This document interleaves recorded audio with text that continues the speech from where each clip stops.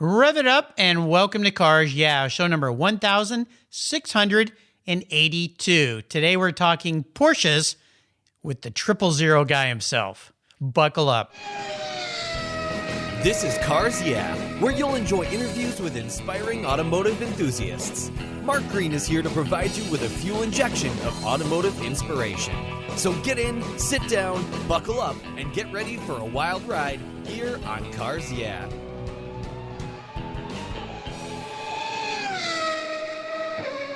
Hello, inspiring automotive enthusiasts, and welcome to Cars Yeah. Today I'm in San Rafael, California with a very special returning guest here on Cars Yeah. Always love to have guests back when they haven't been on the show for a while to see where they've come and what they're doing and where they're going. I'm going to be talking with Pete Stout. Pete, welcome back to Cars Yeah, my friend. Are you buckled up and ready for a fun ride?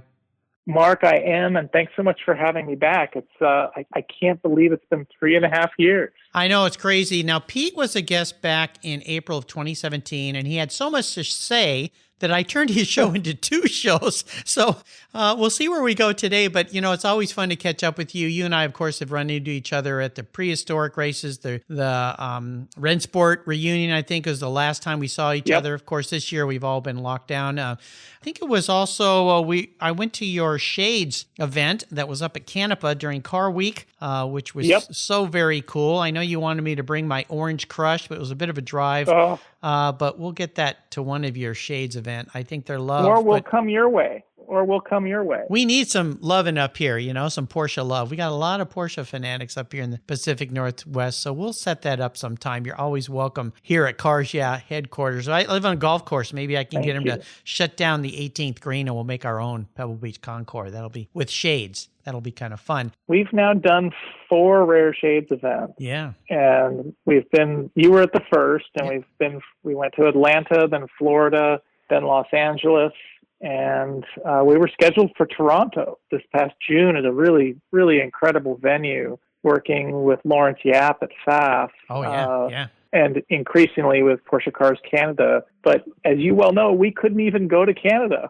Well, you still can't go to Canada. I mean, it's still, the border's still shut. Correct. So I know you can ship, I had Peter Cloud on the show, and he can ship cars back and forth, but you can't ship people back and forth. So one day we'll all get back together again. Well, before I give you a proper introduction for maybe those few little listeners that don't know about you and what you're doing, I want you to share one thing with me, Pete, that maybe most people might find surprising about you.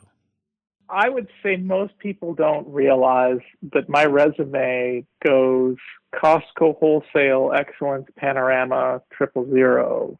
And I would put a lot of emphasis on the Costco experience. Really? It's something close to you. You're not far off of headquarters in Senegal World. Yep. But that company, and now I am part owner of a company. That company was probably the best company I ever worked for. It really was. I worked there in the early 90s as a teenager and then as a young college student. And I think I spent something like 4 or 5 years off and on with them as I was going through school. Wow. And 1 year full-time on a shipping dock.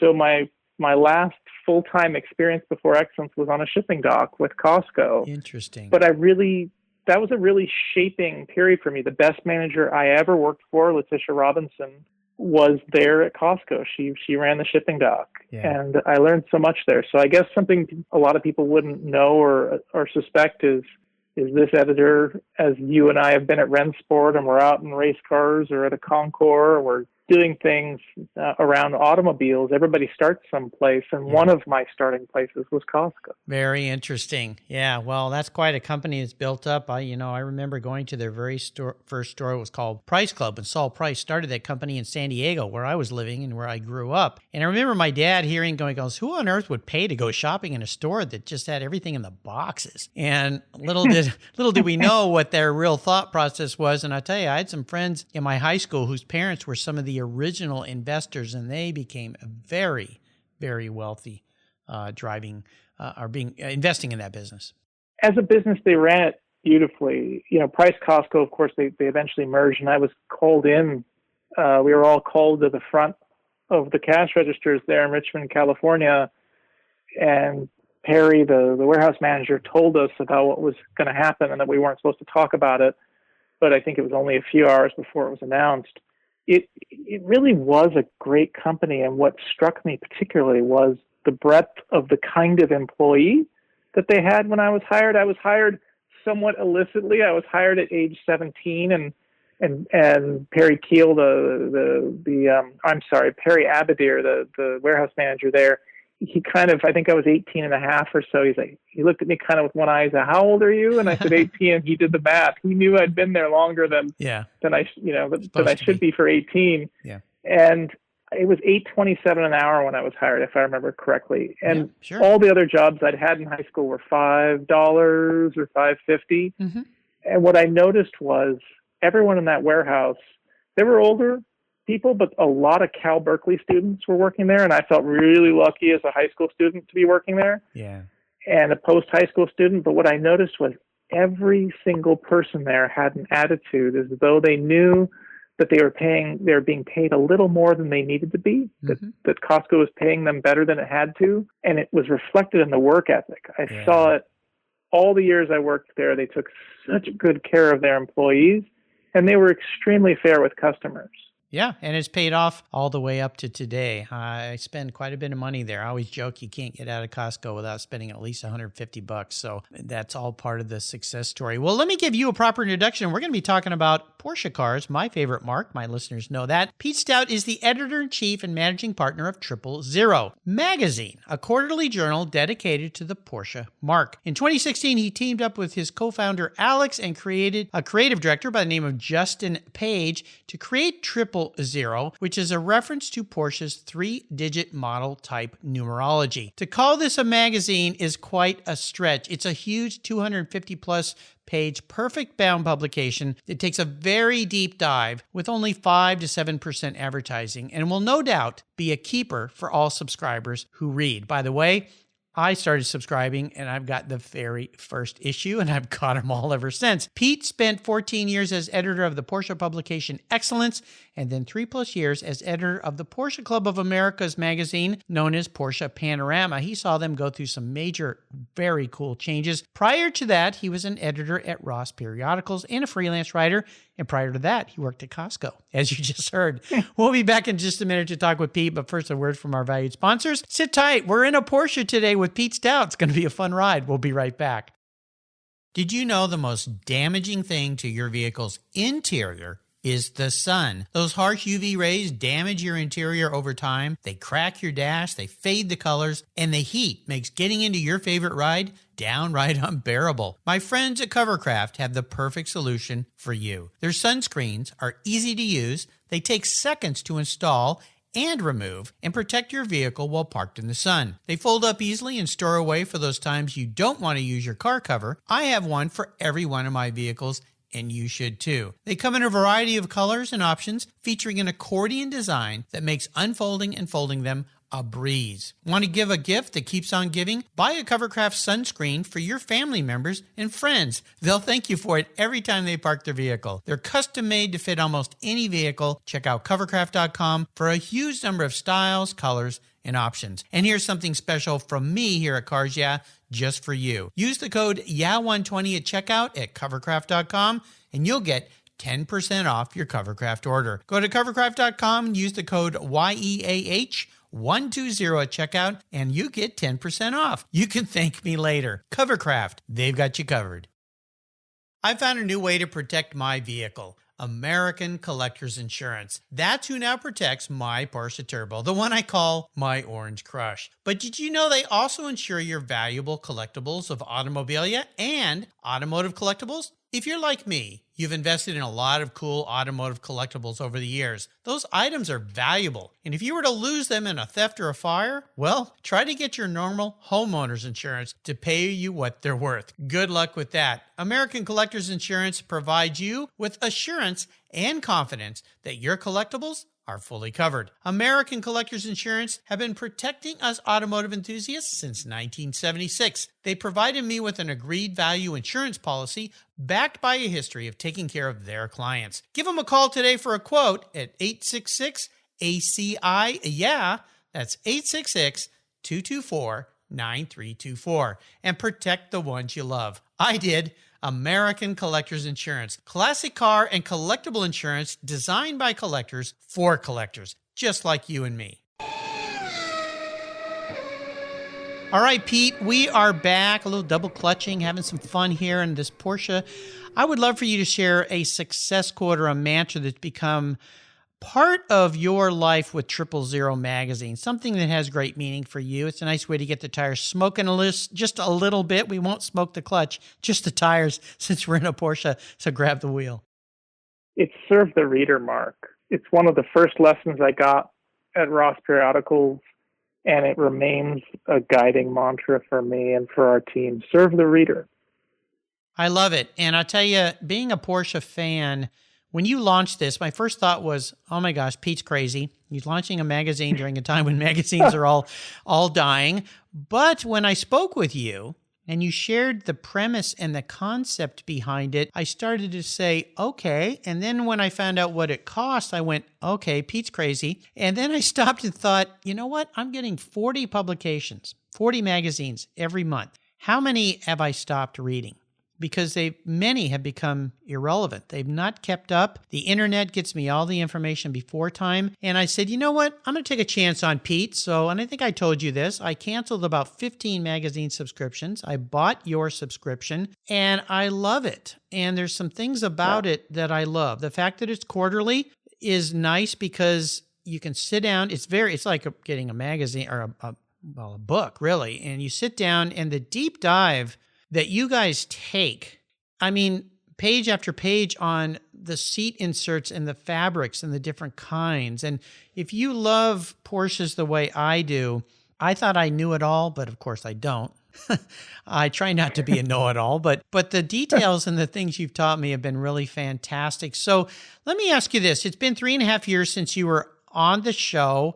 How's it going? How are you feeling about things? And are you still as fired up every morning when you get up to produce this fabulous publication as you were when we last talked and you were just getting it out there?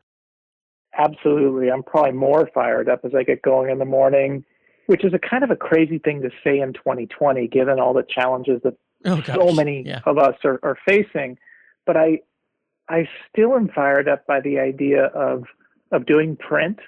I believe in it still. I think that it's a wonderful diversion from more screen time. Mm-hmm. I find that as I'm at home a lot more lately, and as the news is more engrossing, there needs to be a balance. And I really believe in this odd new media experiment that just happens to look like a magazine or something like one. I really connect with our readers, and I love crafting each issue for them. Mm-hmm. And so the whole team, our team is tiny, but we're still committed to telling great stories, whether it's about fabric and a designer that you've never heard of, or a car that we all thought we understood, but we really didn't, or capturing some of these documents or history before it's too late and it's gone for good. Right.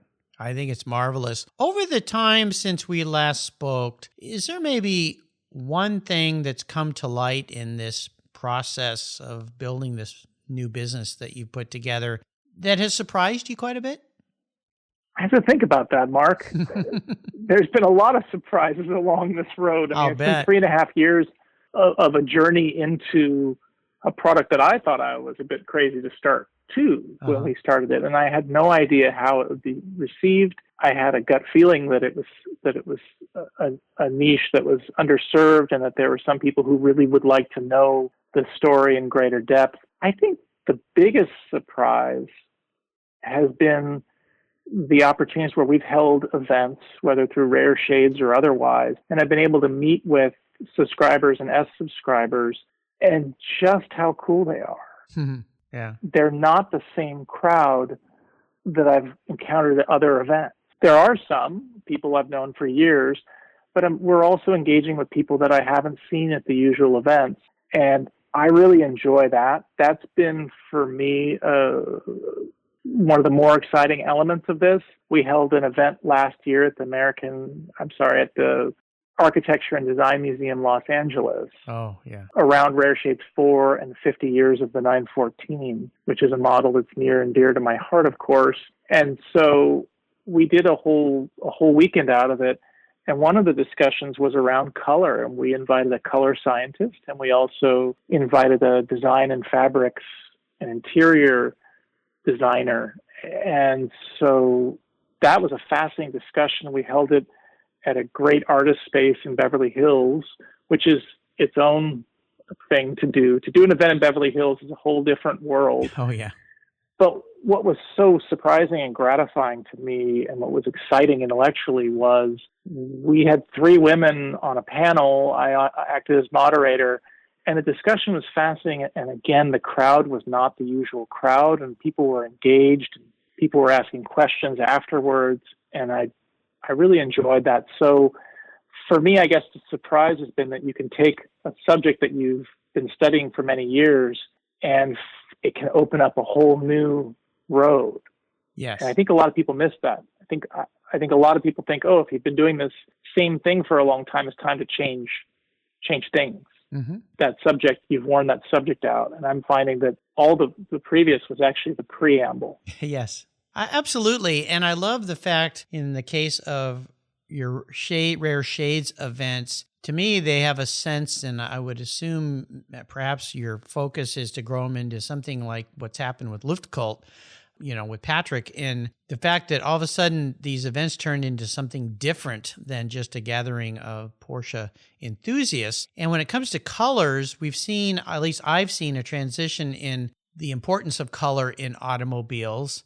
Mainstream manufacturers don't seem to quite get it most of the time, although you see some outliers, like when I bought my E46 M3, there was Phoenix Yellow, and damn it, I actually was going to order that car in that color, and at the last minute, they called me and said, okay, you got to make your final decision today, the car is going online, and I played it safe, I'm sad to say, and went back to silver. And to this day, I still have that car. It's, 15 years old. I love it, my E46 M3, and I go, man, I wish I'd got that Phoenix color, because now, they stand out. But I do have my orange crush in the garage, so that kind of makes up for it. Yeah, I think that car makes up for your silver M3, Mark. Yeah. I think you're okay there. It's funny you mentioned what Rare Shades could grow into. You came to that first one at Canapa. Yes. We held that as a toe in the water. We did that as a toe in the water. We thought, what can we bring? What can we contribute to Car Week? And there was some discussion around whether or not we should do it. This is after our last time together here on Cars. Yeah, we wanted to do a marketing event. We wanted to reach the car enthusiasts during Monterey Car Week. It's close to our home base, or at least one of them. And we looked at everything. We thought, let's do something around cars and colors, Porsches and colors. And I thought Alex's idea was brilliant. So we decided to make it a little more open to everybody by saying it's not just paint to sample. It's any Porsche ordered in an unusual color. So Porsche's parallels to Phoenix. It would be some of, Zanzibar would be a great example, for instance, right. And in line with Orange Crush. There's so many great Porsche colors that were standard colors, but everyone decided that was a little too risque. And we want to see those colors. Our world has become a sea of black, white, silver, and gray cars and SUVs and trucks. Everything is a derivative of a non-color, effectively. And so for all those reasons, we wanted to do it, but we had no idea whether we would get 5 or 15 people. We didn't know what would happen. And we set a goal internally of 15 cars and colors and special colors. But the worry was we had no way to chart what would happen. And so we thought, well, do we get a small place in Monterey Car Week? And that's already difficult. And then it's a big success and people are angry because we didn't anticipate. Or do we get a big space and then we only have 7 cars show up and it's a failure? Right. And we decided that we would partner with the Canapa Motorsports Museum, even though it was an hour away from Monterey, because that way anybody who came, if there weren't a lot of cars there, they still wouldn't feel like they left empty-handed. There's a lot of eye candy at Bruce's shop. There's no question about it. It's actually one of the better museums on the West Coast. But it's funny, you speak to executives, you speak to people in the business, a lot of people haven't been there. They know about it, but it's just enough out of the way that their one trip to Monterey for the year, they don't get there. Yeah. And so we wanted to create an excuse for people to go. And we were rather surprised. We didn't take attendance, but And we don't charge for rare shades. So that's one thing that really separates it from a lot of other shows is there's no cost involved for the visitors. We charge a very nominal fee for entering the car because we do curate the cars, and we try to offset that with some swag and some fun stuff in a goodie bag for those who come and bring their cars to share. But we probably saw 200 or 300 people, some people kind of watching. And our goal was really for it to be casual and friendly and not pretentious and just easy. Just have this nice feeling of, hey, you're with the editors of 000. We're with you, and we want to hang out and talk cars. Yeah. That's And great. we had such a strong response from that we then had a request from Porsche, would you like to come? We would like to host one of these at our headquarters in November. And as you know, November is right after Car Week. Yeah, that's kind of tough to do. But you don't say no. All right. So we said yes, and we knew from the TSA logs, because the Porsche Experience Center Atlanta is right against the Atlanta airport, so they have to have everybody registered.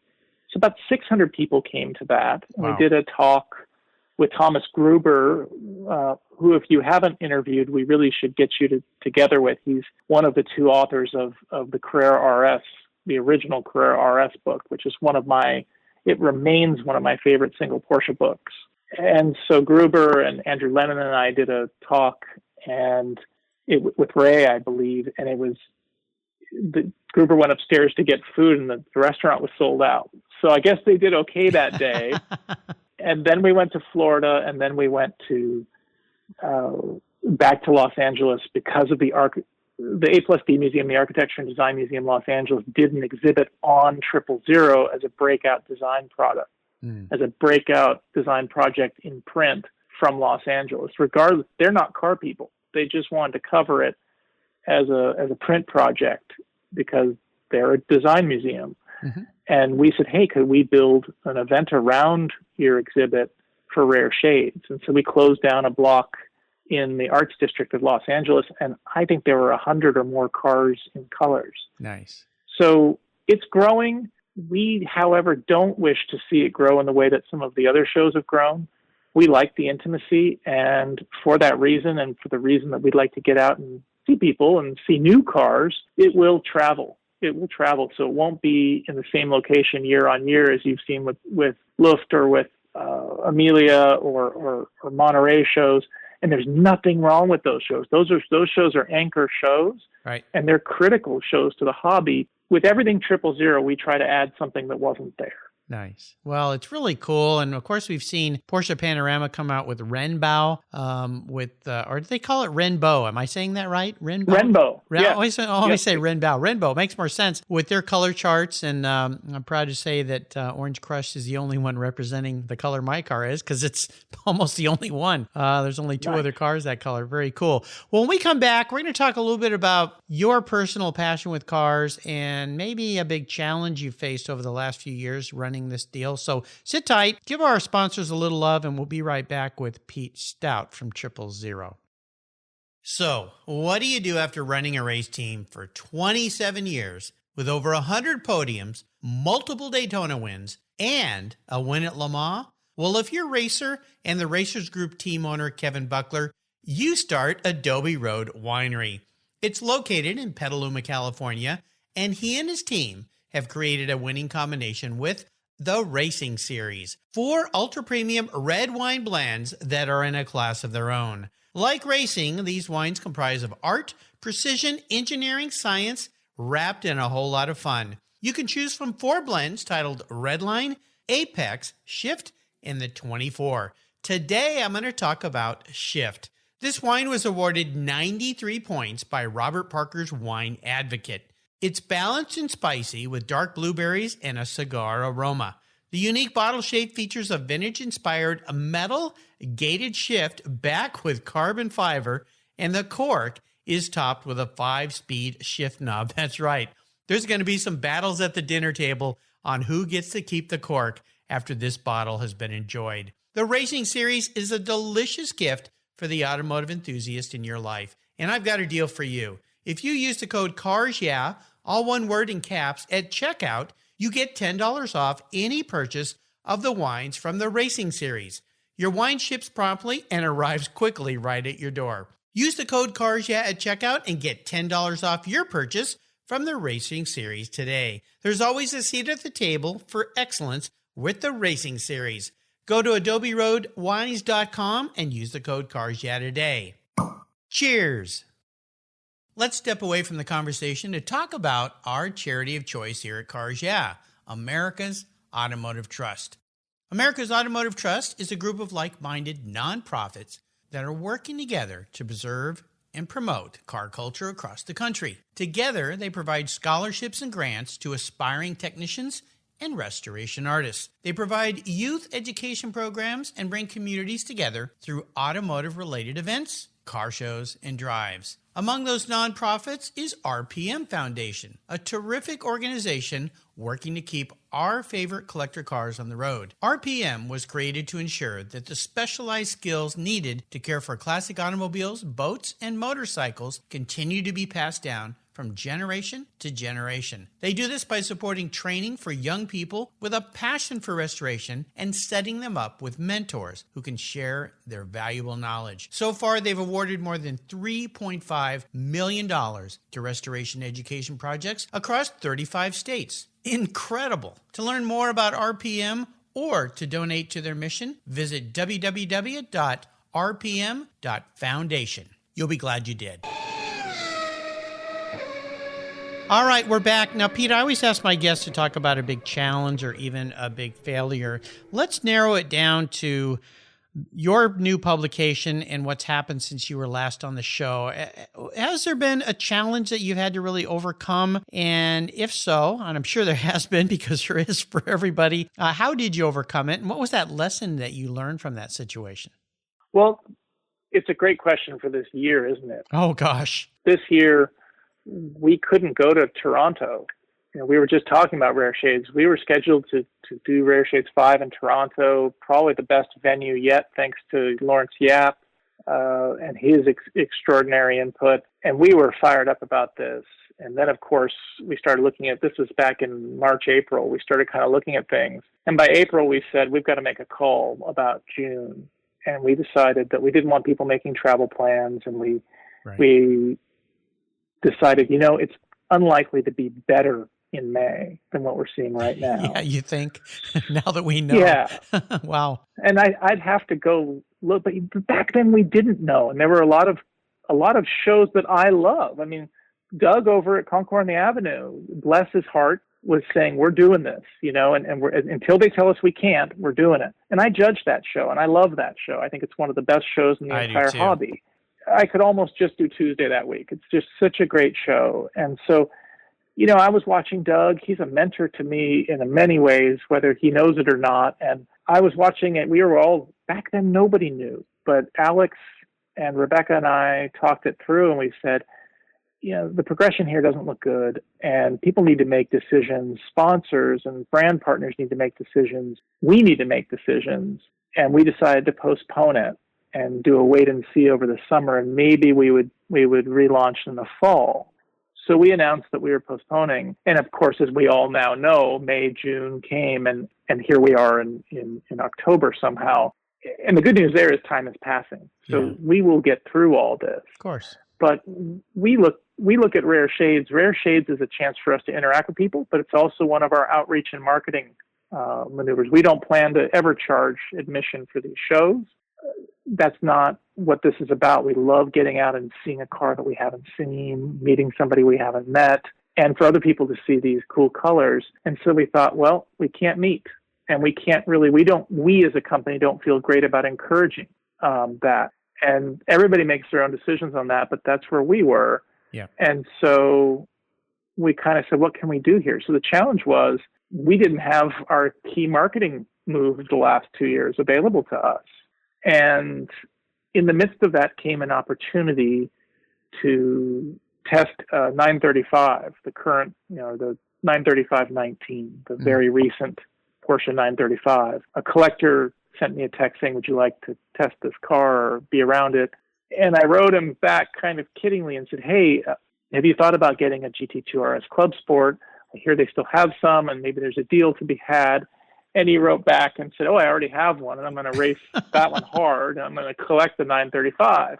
And so I wrote him back and I said, say, we've been trying to do something since a year ago or more. And how would you feel about us wrapping your GT2 RS Club Sport for a photo shoot?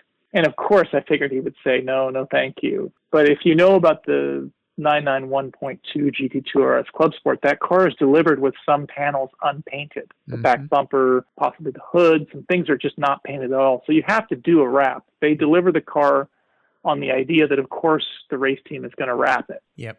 So at the bare minimum, you're going to wrap 3 or 4 panels with white and then just have a white car. So he wrote back and he said, I would love to have your logo on my car. Consider it a yes. Wow. And the car was in Colorado, and a project that we had envisioned for Southern California moved to Colorado. And then we said, well, what's the dreamiest photo location? And of course, that's Pikes Peak. Mm-hmm. So then this little magazine started to dream a little more, and this small business started to dream a little more and said, well, could we play like the big boys and girls and go get a permit to close Pikes Peak to shoot there? Yep. And we didn't know fully all that would be involved, but I've been in the game a little while and I knew it would be unlikely, but maybe possible. And a lot of these things started snowballing. And as all of this was happening, Justin did a first design. Our creative director, Justin Page, did a first design for a 000 livery.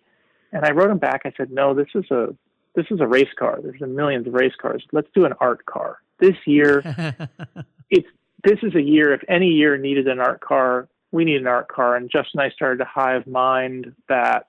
And as we clicked into hive mind together, it became this, we need something that makes people smile. And we can't get together for rare shades. So let's do a rare shades race car. Let's take color and push that. Mm-hmm. And we as a team set an internal goal of reaching 1 million eyeballs, or I guess 2 million, because most people have 2 eyes. So we wanted to reach a million-ish followers. And we partnered with Larry Chen, who's a phenomenal photographer. Yep. And one of those people who's just kind of everything right with the hobby. He's interested in everything. Doesn't matter what it is if it's got wheels. And so I called Larry and said, would you be interested?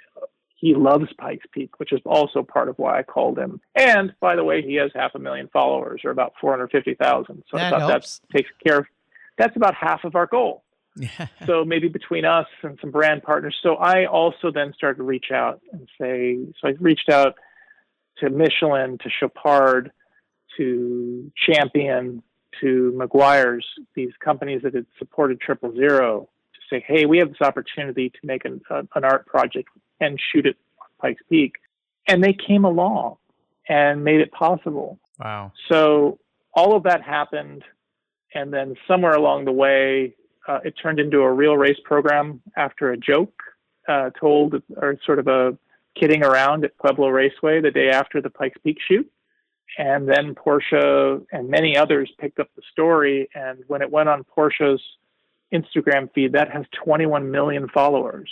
Nice. And that was one of the channels it went to. So I look at that and I say, those little ideas that you had, those little things that a team member had, those projects that get shelved because there's not an obvious fit, it kind of fits with how I approach editorial. Every story will be told in its time. It has a time to be told. And that marketing idea that we couldn't make happen in 2019 ended up being such a perfect fit in a year that we can't do rare shades. So we took rare shades to the people. I love it. It's just a wonderful story. And of course, the Doug that Pete's talking about is Doug Friedman. He's a past guest here on Cars Yeah, founder of the Carmel Concours on the Avenue, which is really the first event during Pebble Beach Car Week that happens. It's a free show that you can attend. It's marvelous, very intimate, although it's gotten very well attended, but it really sets the tone for the whole week, which is wonderful. And Doug is such a hard worker. And yeah, he was like one of the last guys to say, we're still going to do it, although everything during Car Week had shut down, but it was inevitable that he couldn't, and that's what happened. So, and And Chen, of course, yeah, he's been a guest on the show too. It's been a long time. I don't think he's been on the show since below my 1,000. So I think it was back in 2017 like you. Maybe time to get him back. So nice teamwork. Well, I always ask my guests about their first special car. We already know yours because you've been on the show before. It's that 73 914 that you still have as part of your family. So I'm going to ask you this question. Since you've last been on the show, has there been another Porsche that's come along in your life? And what is it? I guess there's been 3 since we last spoke. Yeah. Well, let's pick the one that you like the best, if you can do that. Well, it's a little complicated, but basically a 928 came and went. It showed up, and I kind of had dreams of building a Safari 928 out of the car. It was too far gone to make a nice street car. It didn't make any sense, but I liked it because it was an 83 black on black sport with sport seats and sport seats, black on black, 5-speed manual. And so I found some 16-inch phone dials, and I was kind of thinking about raising it and getting it back on the road. It was in a hangar that I was sharing with a friend. And then we had a horrendous rodent disaster with the hangar, and we decided that we didn't need the hangar. So that went away. But what has been more recent is just before Rennsport, the last Rennsport in 18, I took delivery of a car that I'd ordered a while back, a paint to sample car. Yeah. Not as rare as your orange, but Brewster Green base Carrera. That replaced my GT4. Yep. And it replaced my GT4 because I went to pick up my daughter, and for her first movie, I was going to take her to Cars 3, I think it is. Mm-hmm. At the old Fairfax Art Deco Theater. I wanted her first movie theater to be quite an experience. And I picked her up at the park, and her little best friend said, "Can I come too, Mr. Pete?" And I thought, the GT4's got to go. I can't make that work. I didn't calculate that my tiny daughter would one day friends. I didn't think about the baby turning into a girl. Yeah. And so the GT4 went. Actually sold that on Bring a Trailer. There you go. And ended up ordering a standard Carrera stick shift, dark green. I've always loved dark green cars, and that's my daily. Yeah. I drive that car back and forth to Los Angeles on business trips, and I drive it everywhere. It's not quite as much an experience to and from, let's say, the dry cleaner as the GT4, but of course that cuts 2 ways. Every time I showed up at the supermarket in our neighborhood in a red GT4 with a big wing on the back, I kind of had to open the door and realize that I know what this looks like. Yeah, I understand. You had that car at Rare Shades, your first one, didn't you? Didn't you just get it? Yeah, I think I've seen it. Does it have a dark brown interior? Okay, so that was the third car in the mix. So I ordered an oak green on espresso. Oh, car, different car. And okay. And then that since has been replaced by a Brewster Green on black car without any leather inside. Okay, I have not seen it then. Okay, well, very cool. Well, I like the paint to sample. I like unique color, and I've kind of fallen back in love with greens. My first new car was a 79 first-gen Scirocco in metallic green. Yeah, and I put, back in the day, of course, the late 70s, 80s gold basket weave BBS rims on it, which were popular back then. Yeah, and then I had this guy hand paint 2 gold pinstripes down the side, very thin, and it had a tan interior. So greens have coming back. The leaf green. Well, kind of goes with your name, Mark. I didn't think about that. Yeah, I guess it does. It's right in there with your name. I don't know if you've ever spoken to Todd Blue, but he likes to collect blue cars, and I always get a good chuckle out of that. It's very cool because the blue cars he finds are often striking. I mean, it's just, he'll find something like a blue Carrera GT, and I'll say, "Where did you find that?" Yeah. He'll find some oddities, and often just really cool older Porsches that just beautiful examples of something maybe more normal, and it's really cool to see. Although it's almost never normal. There's almost always a twist. So he's somebody, as soon as you said your Scirocco was green, I said, well, that kind of goes with your name, Mark. I know. It's I think it's the only green car I've had except for my race car, which was a Lotus Formula Junior, which was British Racing green with the yellow nose and the yellow wobblies. I think that's the only other green car I've had, quite honestly. But I like them. The Porsche leaf green, stone gray is kind of a greenish type color. You look at colors like chalk that Porsche's brought back, which is that very monochromatic chromatic colors. I like those, non-metallic, which are kind of cool. So, oh yeah, it's hard to choose. I often think someday when I go buy, like order that ultimate dream brand new Porsche, trying to pick a color is going to be very, very challenging for me. Oh, of course it is. Of course it is. But, in the end, what it drives like is far more important to me. There are days where I wonder if I should have got silver because Brewster is a high maintenance color and I'm a low maintenance exterior guy. I like to drive them. That's why I could never own a black car. There's no way. I'd go insane. That's not a color. It's a what do they say? That's not a color. It's a vocation. Yeah. No, I couldn't do it. They look beautiful when they're clean, but that's about it for me. All right. Well, listen, I normally fire off some very quick questions for guests, and I know you've got a call coming in, and we're running a little bit long, but I'm going to do these anyway. We'll kind of see where we end up. It's kind of a lightning round. I call it the last lap. The white flag's out. Share one of your personal habits that you believe has helped you succeed at 000 Magazine.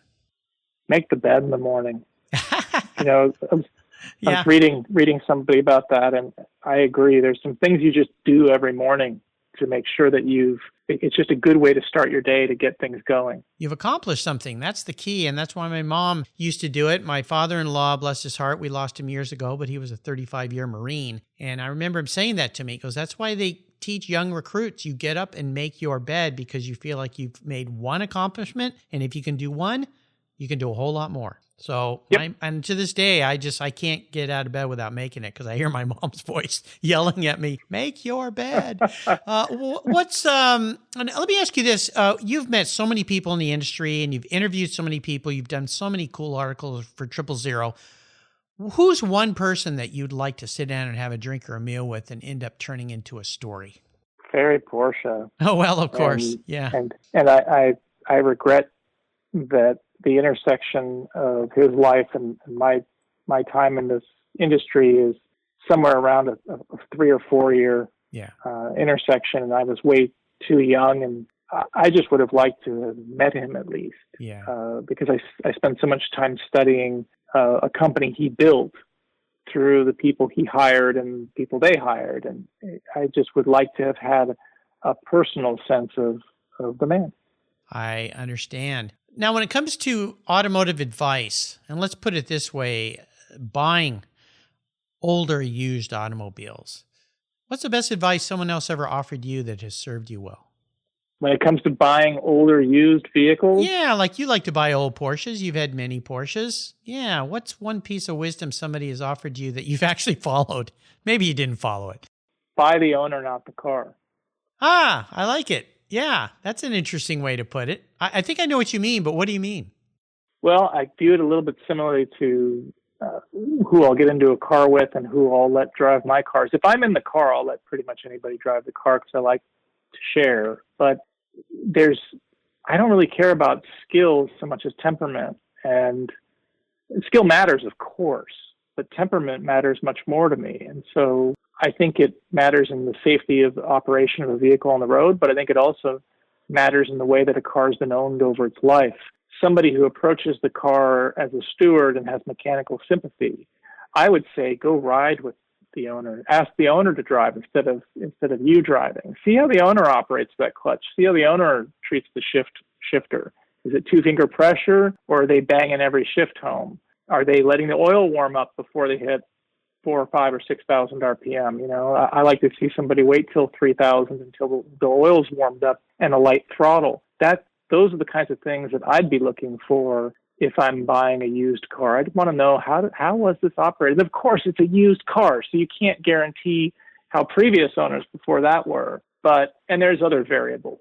It may be the only one like that. You may plan on rebuilding it anyway. But I would say, in all cases, I want to know who's selling the car. Yeah, no, it's great advice. I was very proud because I had a friend who was looking for a car for his daughter, her first car, and he called me and he said, I'm looking for something for Kate, but I want to buy a Mark Green car. And I laughed and I said, what do you mean by that? And he said, a car that's been really, really loved. And you know what? He ended up buying my son's car. So there you go. Which one was it? Was it an E36? It was, it was an E46 328 BMW CI. Okay. Yeah, it was a car that I found that had been Mark Green loved by the original owner. The gentleman had passed. His widow was trying to sell it, and she said, my husband loved this car. And the way you could tell was that car didn't even have it had 51,000 miles on it, didn't even have a scuff on the threshold when you get in. He always lifted his feet over the threshold like I do. I've never been good at that, Mark. It's one of the things I feel so embarrassed by it. And I actually was embarrassed by it in my Bring a Trailer video, and I pointed it out. I was like, there's a lot of people who know how to lift their feet over these things. Yeah, I don't. I know. Yeah. You can always replace that plastic, but I feel bad about that, but I'll go ahead and self-out myself on that. Well, there you go. Well, it's always good.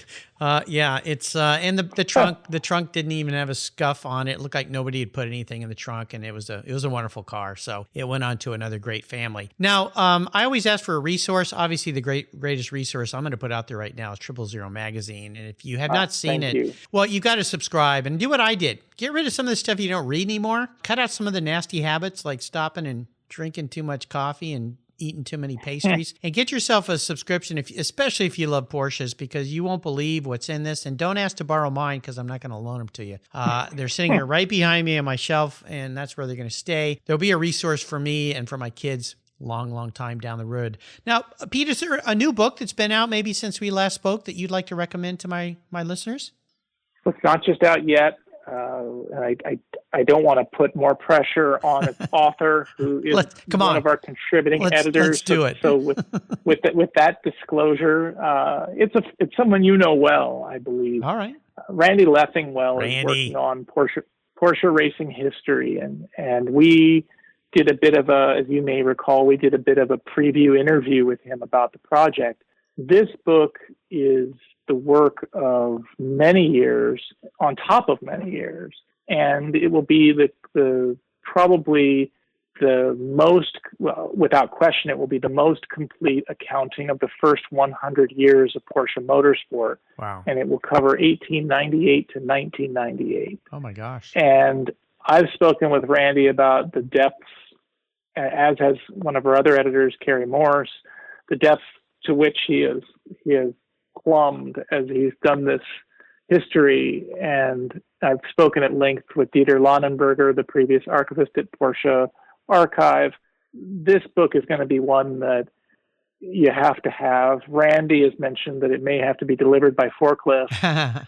And he's also mentioned that he thinks maybe they'll sell 50 copies. I think they will sell many more. And if you're serious about Porsche, it's just going to be one of those that you have to have. So all right, Randy, you heard it. Out. Yeah, get that thing done. Randy's been a guest. I've known him forever. He's a great guy. Wonderful guy. What I'll do is we'll get him back when that thing is published and printed, and we'll get him back to talk about it here on Cars Yeah, because, yeah, he's the Porsche guy for sure. He's getting close. Yeah, he's getting there. I call him, and the first thing I say is, "What year is it, sir?"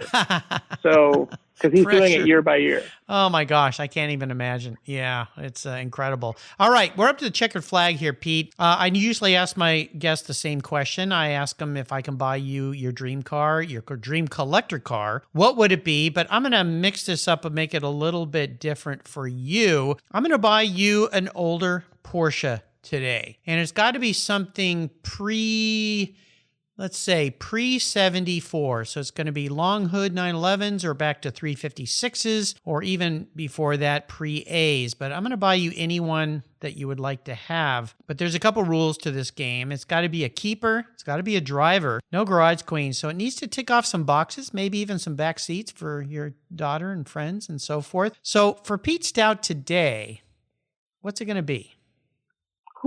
Pre-74 throws me for a loop, because that throws me for a loop. I have my top 3 or 4 or 5 personal faves, but none of them are pre-74. So, but I like a challenge. So the CTR is out, the CGT is out, but let's stick with your challenge. It's probably one of 3. Saying best is so difficult. Saying this one is difficult, but I'd be thinking about a fantastic 356C coupe, very original, like Survivor style car that I could drive. Yeah. I would think about an RSR 2.8, because who would not? Yeah. And I would think about a factory 914.6 competition car, often called a GT. And if I'm forced on those choices, I already have a 914. I would probably have to have an RSR 2.8, Mark. Yeah, I think so. Knowing you the way I know you, and actually when I had Spike Ferriston on my show, I had him pick a car for me since he is known as the car matchmaker, and that's what he picked for me. So, yeah. So, Wow. an RSR. So I think that's a great choice for you. Now, just so I get you the right color, since we talked about colors so much today, what color would you like yours to be? And it can be any color, of course. It's a crazy thing to say this, but I think the one that keeps slaying me every time I see it is just plain white with the black Carrera stripes, which is an odd choice for the RSR 2.8, but I think that's the way I'd go. Wow, I'm shocked. Yeah. And I'm not a stripe guy. I know. But I think that's the way I'd do it. Yeah, I guess that's the way I'd go. All right, that's what it's going to be. As long as you take me for a ride in it, we'll run down to Laguna Seca and do some laps in that thing. I think we'll have some fun for sure. Fantastic. Consider it done. Okay, you've taken me on another great ride today. This has been really good to catch up. I want to thank you for sharing your amazing journey. Before I let you go and drive off into the California hillside, maybe up into the wine country in that RSR 2.8, what's one little parting piece of wisdom or guidance you might offer the listeners? Take chances. I'm risk averse by nature, but take chances. Yeah. You don't want to get to the end of the road and realize you missed too many side roads. You want to find your identity out on some of those side roads. Yeah, most definitely. And my listeners have heard me say this: shoulda, coulda, woulda, words of a loser. Don't say those words. You don't want to say those at the end of your day. So take some risks like Pete has and so many other my inspiring automotive enthusiasts. What's the best way for my listeners to learn more about 000 Magazine? Well, our website's 000magazine.com. So it's 3 numerals. Numeral 000magazine.com, or you can find us on Instagram or Facebook. We're probably a little more active on Instagram. Those are the best ways to find us. Absolutely. I'll put links to all those on Pete's show notes page. And if you missed my talk with him before, remember he was a 2-timer before. Now he's a 3-timer. Whew. But we got it done this time. You don't need to do 2 shows this time, so that's good. I think we did okay. Yeah, absolutely. And I want to do a shout out. Thank you to Tom Gibson of Gibson Communications for bringing you back to Cars Yeah. Tom's brought me some amazing, great guests. I really appreciate what he does. So again, thank you, Tom. Tom Gibson Communications. Listeners, you can find everything on Pete's show notes page. Just go and check it out. If you love Porsches, you have to subscribe to 000. There's no excuses. Christmas is coming, so ask your significant other for a subscription. If you don't want to pony up, but you know what? You should, and you're going to find you're going to fall in love with this. Every time it shows up, it comes in a box that you think somebody sent you a gift. I've got a nice little collection of your stickers, although I've got one on my garage door, my garage wall, my cars. So 000 is everywhere represented here in the Pacific Northwest. Pete. Too cool. Thanks for being so generous today with your time, your expertise, and for sharing your experiences with Cars Yeah. Until you and I talk again, my friend, and they let us all out of lockdown, I'll see you down the road. Mark, thanks so much. See you. You bet. This has been great. If you're listening to Cars Yeah, you've probably spent some time working on your favorite ride. But how confident are you working on your finances? You may be able to rebuild a fuel injection system, but can you decipher the details of a mutual fund? If you're like me, investments, insurance, annuities, budgeting, and other financial concepts may seem a bit daunting, but what if I told you there's a book that describes these subjects and more in an easy-to-read and a very humorous way? My friend Chris Kimball, CFP, a longtime sponsor and past guest here on Cars Yeah, has written that book, and it's titled The Saga of Ike and Penny, a couple's humorous journey through the confusing world of finance. It's a fun look at things you need to know, everything from investing to effective ways to get rid of credit card debt, and it's probably the only book on finance with a VMAX on the front cover and a classic Mini Cooper on the back. The book's available at Amazon for just $10, and this book will dramatically improve the direction of your financial future. I gave copies to each of my children. All securities are through Money Concepts Capital Corp. Christopher Kimball Financial Services is not affiliated with Money Concepts Capital Corp. Get your copy, The Saga of Ike and Penny, today. My favorite collector car magazine is Keith Martin's Sports Car Market. I've been a subscriber for decades. Sports Car Market is the Wall Street Journal for enthusiasts and collectors. It's your monthly must-read, whether you dream of owning a collector car, maybe you have 2, or maybe you've got 200.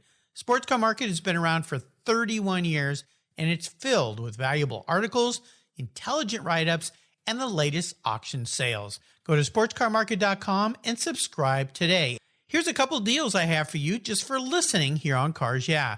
If you use the checkout code Cars Yeah, you'll receive a 50% discount on your digital subscription at Sports Car Market. That's an exclusive offer from Cars Yeah. And guess what? Here's another deal. If you'd like to get the actual magazine, use the code BSH for buy, sell, hold. That's code BSH, and you'll get $10 off your annual print subscription. That's right, $10 off. Both of these are exclusive offers here at Cars Yeah for Sports Car Market Magazine. Just go to sportscarmarket.com and get your deals today. Thank you so much for joining us on today's ride here at Cars Yeah. Drive on over to carsyeah.com to find show notes and inspiring automotive fun. Download your free copy of Filler Up, a fun book filled with gorgeous photographs of fuel filler fun, including quotes from more inspiring automotive enthusiasts. Download your copy today, and we'll see you next time on Cars Yeah.